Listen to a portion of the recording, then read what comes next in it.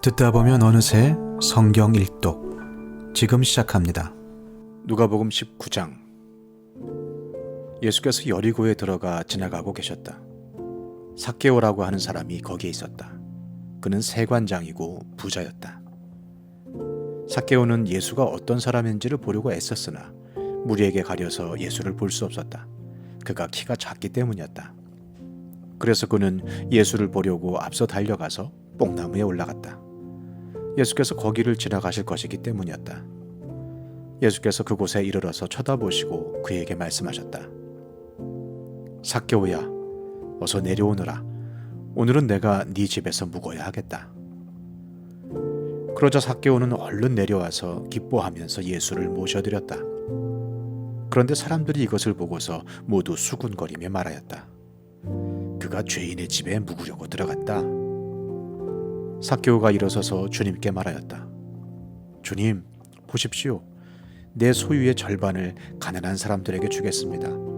또 내가 누구에게서 강제로 빼앗은 것이 있으면 4배로 하여 갚아주겠습니다. 예수께서 그에게 말씀하셨다. 오늘 구원이 이 집에 이르렀다. 이 사람도 아브라함의 자손이다. 인자는 잃은 것을 찾아 구원하러 왔다. 그들이 이 말씀을 듣고 있을 때에 예수께서 덧붙여서 비유를 하나 말씀하셨다. 이 비유를 드신 것은 예수께서 예루살렘에 가까이 이르신 데다가 사람들이 하나님의 나라가 당장에 나타날 줄로 생각하고 있었기 때문이다. 그래서 예수께서 말씀하셨다. 귀족 출신의 어떤 사람이 왕위를 받아가지고 돌아오려고 먼 나라로 길을 떠날 때에 자기 종 10사람을 불러다가 10문화를 주고서는 내가 올 때까지 이것으로 장사를 하여라 하고 말하였다. 그런데 그의 시민들은 그를 미워하므로 그 나라로 사절을 뒤따라 보내서 우리는 이 사람이 우리의 왕이 되는 것을 원하지 않습니다 하고 말하게 하였다. 그러나 그 귀족은 왕위를 받아가지고 돌아와서 은화를 맡긴 종들을 불러오게 하여 각각 얼마나 벌었는지를 알아보고자 하였다. 첫째 종이 와서 말하였다. 주인님, 나는 주인의 한 문화로 10문화를 벌었습니다. 주인이 그에게 말하였다. 착한 종아, 잘했다. 네가 아주 작은 일에 신실하였으니 10고을을 다스리는 권세를 차지하여라. 둘째 종이 와서 말하였다. 주인님, 나는 주인의 한 문화로 5문화를 벌었습니다. 주인이 이 종에게도 말하였다. 너도 5고을을 다스리는 권세를 차지하여라. 또 다른 한 종이 와서 말하였다. 주인님, 보십시오. 주인의 한 문화가 여기에 있습니다. 나는 이것을 수건에 싸서 보관해 두었습니다. 주인님은 야무진 분이라서 맡기지 않은 것을 찾아가시고 심지 않은 것을 거두심으로 나는 주인님을 무서워하여 이렇게 하였습니다. 주인이 그에게 말하였다. 악한 종아, 나는 네 입에서 나온 말로 너를 심판하겠다. 너는 내가 야무진 사람이라서 맡기지 않은 것을 찾아가고 심지 않은 것을 거두어가는 줄 알고 있었지. 그러면 어찌하여 내 은화를 은행에 예금하지 않았느냐? 그랬더라면 내가 돌아와서 그 이자와 함께 그것을 찾았을 것이다. 그리고 그는 곁에 서 있는 사람들에게 말하였다. 이 사람에게서 한 문화를 빼앗아서 10문화를 가진 사람에게 주어라. 그들이 주인에게 말하기를 주인님, 그는 10문화를 가지고 있습니다 하였다. 내가 너희에게 말한다. 가진 사람은 더 받게 될 것이요 가지지 못한 사람은 그가 가진 것까지 빼앗길 것이다. 그리고 내가 자기들의 왕이 되는 것을 원하지 않은 나의 이 원수들을 이리로 끌어다가 내 앞에서 죽여라. 예수께서 이 말씀을 마치시고 앞장서서 걸으시며 예루살렘으로 올라가고 계셨다. 예수께서 올리브산이라 불리는 산에 있는 벳바게와 베다니에 가까이 오셨을 때에 제자 2사람을 보내시며 말씀하셨다. 맞은쪽 마을로 가거라. 거기에 들어가서 보면 아직 아무도 타본 적이 없는 새끼나귀 한 마리가 메어 있을 것이다. 그것을 풀어서 끌고 오너라. 혹시 누가 너희에게 왜 푸느냐고 묻거든 주님께서 그것을 필요로 하십니다 하고 말하여라. 보내심을 받은 사람이 가서 보니 예수께서 그들에게 말씀하신 그대로였다. 그들이 새끼나귀를 푸는데 그 주인들이 그들에게 말하였다. 그 새끼나귀는 왜 푸는 거요? 그들이 대답하였다. 주님께서 그것을 필요로 하십니다. 그리고 그들이 그 새끼나귀를 예수께로 끌고 와서 자기들의 옷을 나귀 등에 걸쳐 얹고서 예수를 올라타시게 하였다. 예수께서 나아가시는데 제자들이 자기들의 옷을 길에 깔았다. 예수께서 어느덧 올리브산의 내리막길에 이르셨을 때에 제자의 온 무리가 기뻐하며 자기들이 본 모든 기적을 두고 큰 소리로 하나님을 찬양하면서 말하였다. 복되시다. 주님의 이름으로 오시는 임금님. 하늘에는 평화, 지극히 높은 곳에는 영광. 그런데 무리 가운데 섞여 있는 바리새파 사람 몇이 예수께 말하였다. 선생님, 선생님의 제자들을 꾸짖으십시오. 그러나 예수께서 대답하셨다. 내가 너희에게 말한다. 이 사람들이 잠잠하면 돌들이 소리 지를 것이다. 예수께서 예루살렘 가까이 오셔서 그 도성을 보시고 우시었다. 그리고 이렇게 말씀하셨다. 오늘 너도 평화에 이르게 하는 일을 알았더라면 좋을 터인데 그러나 지금 너는 그 일을 보지 못하는구나. 그날들이 너에게 닥치리니 너의 원수들이 토성을 쌓고 너를 에워싸고 너를 사면에서 죄어들어서 너와 네 안에 있는 네 자녀들을 짓밟고 네 안에 돌 한 개도 다른 돌 위에 얹혀 있지 못하게 할 것이다. 이것은 하나님께서 너를 찾아오신 때를 네가 알지 못했기 때문이다. 예수께서 성전에 들어가셔서 장사하는 사람들을 내쫓으시며 그들에게 말씀하셨다. 성경에 기록하기를 내 집은 기도하는 집이 될 것이다 하였다. 그런데 너희는 그것을 강도들의 소굴로 만들어버렸다. 예수께서 날마다 성전에서 가르치셨다. 대제사장들과 율법학자들과 백성의 우두머리들이 예수를 없애버리려고 꾀하고 있었으나 어찌해야 할지 방도를 알지 못하였다. 백성이 모두 그의 말씀을 열심히 듣고 있었기 때문이다. 누가복음 20장. 예수께서 어느 날 성전에서 백성을 가르치시며 기쁜 소식을 전하고 계실 때에 대제사장들과 율법학자들이 장로들과 함께 예수께 와서 말하였다. 당신은 무슨 권한으로 이런 일을 합니까? 누가 이런 권한을 당신에게 주었습니까? 어디 우리에게 말해 보십시오. 예수께서 그들에게 대답하셨다. 나도 너희에게 한 가지 물어보겠으니 나에게 대답해 보아라. 요한의 세례가 하늘에서 난 것이냐 사람에게서 난 것이냐? 그들은 자기들끼리 의논하면서 말하였다. 하늘에서 났다고 말하면 어찌하여 그를 믿지 않았느냐고 할 것이요? 사람에게서 났다고 말하면 온 백성이 요한을 예언자로 믿고 있으니 그들이 우리를 돌로 칠 것이다. 그래서 그들은 요한의 세례가 어디에서 났는지를 모른다고 대답하였다. 예수께서 그들에게 말씀하셨다. 나도 무슨 권한으로 이런 일을 하는지를 너희에게 말하지 않겠다. 예수께서 백성에게 이 비유를 말씀하셨다. 어떤 사람이 포도원을 만들어서 농부들에게 새로 주고 오랫동안 멀리 떠나 있었다. 포도를 거둘 때가 되어서 포도원 주인은 포도원 소출 가운데서 얼마를 소장료로 받아오게 하려고 종 하나를 농부들에게 보냈다. 그런데 농부들은 그 종을 때리고 빈손으로 돌려보냈다. 주인은 다른 종을 보냈다. 그랬더니 그들은 그 종도 때리고 모욕하고 빈손으로 돌려보냈다. 그래서 주인이 다시 세 번째 종을 보냈더니 그들은 이 종에게도 상처를 입혀서 내쫓았다. 그래서 포도원 주인은 말하였다. 어떻게 할까? 내 사랑하는 아들을 보내야겠다. 설마 그들이 내 아들이야 존중하겠지. 그러나 농부들은 그를 보고서 서로 의논하며 말하였다. 이 사람은 상속자다. 그를 죽여버리자. 그래서 유산이 우리 차지가 되게 하자. 그리하여 그들은 주인의 아들을 포도원 바깥으로 내쫓아서 죽였다. 그러니 포도원 주인이 그들을 어떻게 하겠느냐?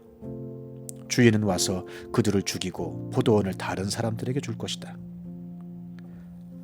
사람들이 이 말씀을 듣고서 말하였다.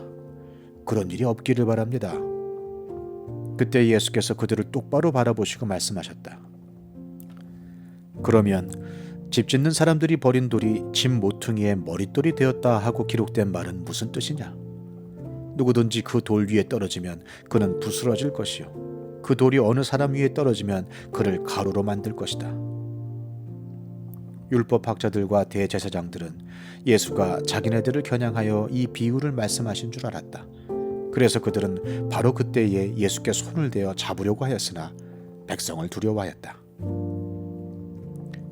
그리하여 그들은 기회를 엿보다가 정탐꾼들을 보내서 이들이 거짓으로 의로운 사람들인 채 행세하면서 예수께로 접근하게 하여 그의 말씀을 책잡게 하였다. 그렇게 해서 그들은 예수를 총독의 치리권과 사법권에 넘겨주려고 하였다. 그들은 예수께 이렇게 물었다. 선생님, 우리는 선생님이 바르게 말씀하시고 가르치시고 또 사람을 겉모양으로 가리지 않으시고 하나님의 길을 참되게 가르치고 계시는 줄 압니다. 우리가 황제에게 세금을 바치는 것이 옳습니까? 옳지 않습니까? 예수께서는 그들의 속셈을 알아채시고서 그들에게 말씀하셨다. 데나리온 한 잎을 나에게 보여다오. 이 돈에 누구의 얼굴상과 글자가 새겨져 있느냐? 그들이 대답하였다. 황제의 것입니다. 예수께서 그들에게 말씀하셨다. 그러면 황제의 것은 황제에게 돌려주고 하나님의 것은 하나님께 돌려드려라. 그들은 백성 앞에서 예수의 말씀을 책잡지 못하고 그의 답변에 놀라서 입을 다물었다. 부활이 없다고 주장하는 사두개파 사람 가운데 몇 사람이 다가와서 예수께 물었다. 선생님, 모세가 우리에게 써주기를 어떤 사람의 형이 자식이 없이 아내를 남겨두고 죽으면 그 동생이 그 형수를 맞아들여서 뒤를 이을 아들을 자기 형에게 세워주어야 한다 하였습니다. 그런데 7 형제가 있었습니다. 마지가 아내를 얻어 살다가 자식이 없이 죽었습니다. 그래서 둘째가 그 여자를 맞아들였고 그 다음에 셋째가 그 여자를 맞아들였습니다. 7 형제가 다 그렇게 하였는데 모두 자식을 남기지 못하고 죽었습니다. 나중에 그 여자도 죽었습니다. 그러니 부활 때의 그 여자는 그들 가운데서 누구의 아내가 되겠습니까? 7이 다 그 여자를 아내로 맞아들였으니 말입니다. 예수께서 그들에게 말씀하셨다. 이 세상 사람들은 장가도 가고 시집도 가지만 저 세상과 죽은 사람들 가운데서 살아나는 부활에 참여할 자격을 얻은 사람은 장가도 가지 않고 시집도 가지 않는다. 그들은 천사와 같아서 더 이상 죽지도 않는다. 그들은 부활의 자녀들이므로 하나님의 자녀들이다. 죽은 사람들이 살아난다는 사실은 모세도 가시나무 떨기 이야기가 나오는 대목에서 보여주었는데 거기서 그는 주님을 아브라함의 하나님, 이삭의 하나님, 야곱의 하나님이라고 부르고 있다. 하나님은 죽은 사람들의 하나님이 아니라 살아있는 사람들의 하나님이시다. 모든 사람은 하나님과의 관계 속에서 살고 있다. 이 말씀을 듣고서 율법학자 가운데 몇 사람이 말하였다. 선생님, 옳은 말씀입니다. 그들은 감히 예수께 더 이상 질문을 하지 못하였다. 예수께서 그들에게 말씀하셨다. 어떻게 사람들이 그리스도를 다윗의 자손이라고 하느냐? 다윗이 친히 시편에서 말하기를 주님께서 내 주께 말씀하셨다. 내가 네 원수들을 네 발 아래에 굴복시킬 때까지 너는 내 오른쪽에 앉아 있어라 하였다.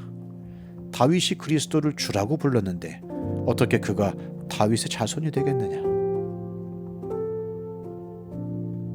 모든 백성이 듣고 있는 가운데 예수께서는 자기 제자들에게 말씀하셨다. 율법학자들을 조심하여라.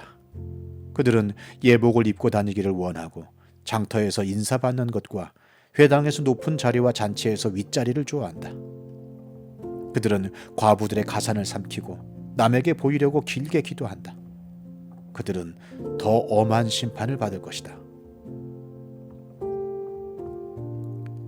시편 119편 65절에서 96절. 주님, 주님께서 약속하신 대로 주님께서는 주님의 종인 나를 잘 대해 주셨습니다. 내가 주님의 계명을 따르니 올바른 통찰력과 지식을 주십시오. 내가 고난을 당하기 전까지는 잘못된 길을 걸었으나 이제는 주님의 말씀을 지킵니다. 선하신 주님, 너그러우신 주님, 주님의 율례들을 내게 가르쳐 주십시오. 오만한 자들이 거짓으로 내 명예를 훼손하였지만 나는 온 정성을 기울여서 주님의 법도를 지키겠습니다. 그들의 마음은 무디어 분별력을 잃었으나 나는 주님의 법을 즐거워합니다. 고난을 당한 것이 내게는 오히려 유익하게 되었습니다. 그 고난 때문에 나는 주님의 율례를 배웠습니다. 주님께서 나에게 친히 일러주신 그 법이 천만 금은보다 더 귀합니다. 주께서 손으로 몸소 나를 창조하시고 나를 세우셨으니 주님의 계명을 배울 수 있는 총명도 주십시오. 내가 주님의 말씀에 희망을 걸고 살아가기에 주님을 경외하는 사람들이 나를 보면 기뻐할 것입니다. 주님의 판단이 옳은 줄을 나는 압니다. 주님께서 나에게 고난을 주신 것도 주님께서 진실하시기 때문이라는 것을 나는 압니다. 주님의 종에게 약속하신 말씀대로 주님의 인자하심을 베풀어 주셔서 나를 위로해 주십시오. 주님의 법이 나의 기쁨이니 주님의 긍휼을 나에게 베풀어 주십시오. 그러면 내가 새 힘을 얻어 살 것입니다. 이유도 없이 나를 괴롭히는 저 오만한 자들은 수치를 당하게 해 주십시오. 나는 주님의 법도만을 생각하겠습니다. 주님을 경외하는 사람들이 내게로 돌아오게 해 주십시오. 그들은 주님의 증거를 아는 사람들입니다. 내 마음이 주님의 율례들을 완전히 지켜서 내가 수치를 당하지 않게 해 주십시오. 내 영혼이 지치도록 주님의 구원을 사모하며 내 희망을 모두 주님의 말씀에 걸어 두었습니다. 주님께서 나를 언제 위로해 주실까 하면서 주님의 말씀을 기다리다가 시력조차 잃었습니다. 내가 비록 쓸모가 없어서 내버린 가죽부대처럼 연기에 그을린 가죽부대처럼 되었어도 주님의 율례들만은 잊지 않습니다. 주님의 종이 살 수 있는 날이 이제 얼마 남지 않았습니다. 나를 핍박하는 자를 언제 심판하시겠습니까? 주님의 법대로 살지 않는 저 교만한 자들이 나를 빠뜨리려고 구덩이를 팠습니다. 주님의 계명들은 모두 진실합니다. 사람들이 무고하게 나를 핍박하니 나를 도와주십시오. 이 세상에서 그들이 나를 거의 다 죽여놓았지만 주님의 법도를 나는 잊지 않았습니다. 주님의 인자하심으로 나를 살려주십시오. 그러면 주님께서 친히 명하신 증거를 지키겠습니다. 주님의 말씀은 영원히 살아있으며 하늘에 굳건히 자리 잡고 있습니다. 주님의 성실하심은 대대에 이릅니다. 땅의 기초도 주님께서 놓으신 것이기에 언제나 흔들림이 없습니다. 만물이 모두 주님의 종들이기에 만물이 오늘날까지도 주님의 규례대로 흔들림이 없이 서 있습니다. 주님의 법을 내 기쁨으로 삼지 아니하였더라면 나는 고난을 이기지 못하고 망하고 말았을 것입니다. 주님께서 주님의 법도로 나를 살려주셨으니 나는 영원토록 그 법도를 잊지 않겠습니다. 나는 주님의 것이니 나를 구원하여 주십시오. 나는 열심히 주님의 법도를 따랐습니다. 악인들은 내가 망하기를 간절히 바라지만 나는 주님의 교훈만을 깊이 깊이 명심하겠습니다. 아무리 완전한 것이라도 모두 한계가 있다는 것을 알았습니다. 그러나 주님의 계명은 완전합니다.